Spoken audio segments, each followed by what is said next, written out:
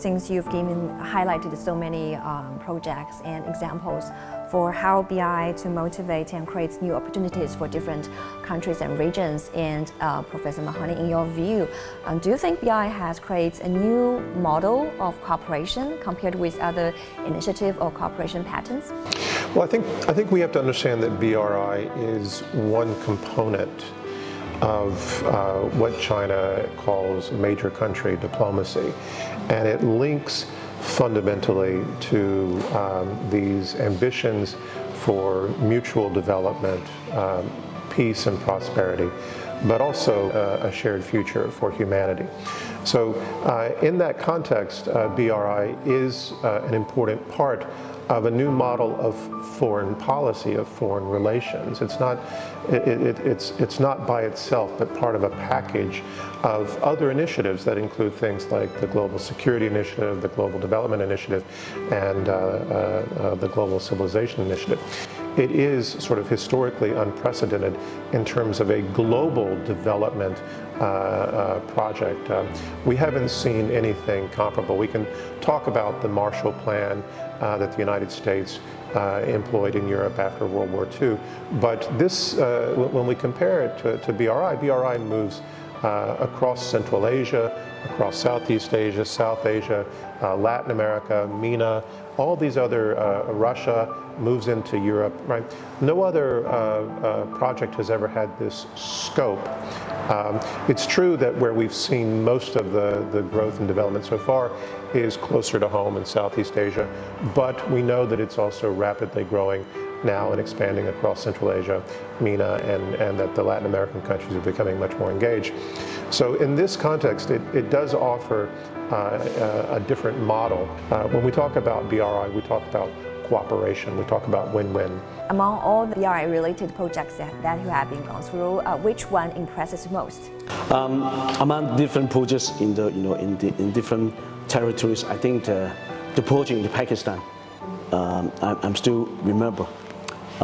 This project is Lahore Orange Line project. It's a railway, city railway line. Lahore is the second largest city in Pakistan, with the population of like 60 million people. And this project is Chinese side is investing, and as the EPC, and going to operate after the completion.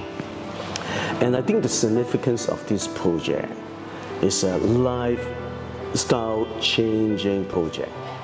This is one thing, because you can imagine, I think our high-speed train station and the TOD projects around our train stations and along the railway line, and that it create all those different business opportunities, lifestyle change opportunities. It also creates like thousands of job opportunity in Pakistan. And last but not least, I'd like to know what's your view of the risks and challenges that in the future of the BRI initiative. How can these challenges that be addressed? The biggest challenges or risk is the political stability. Once the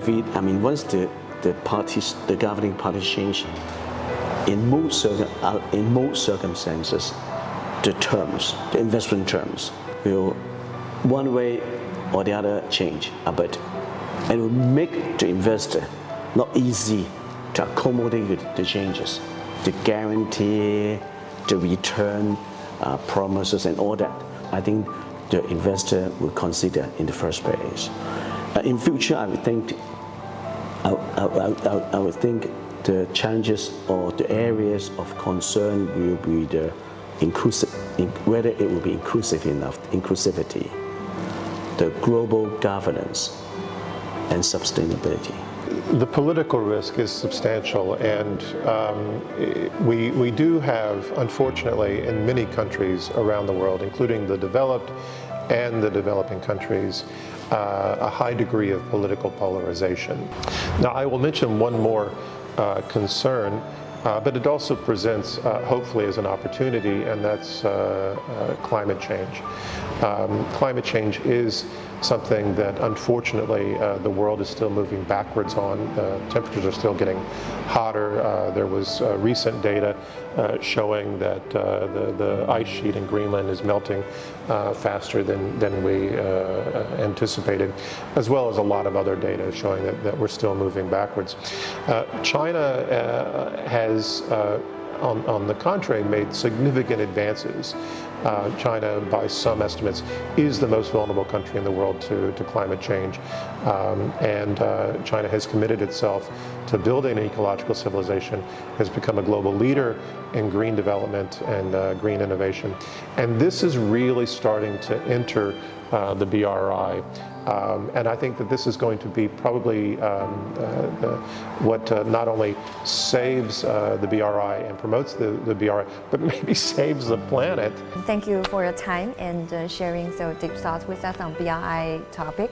And hope you're enjoying today's InShanghai Roundtable, and see you next time. Bye-bye.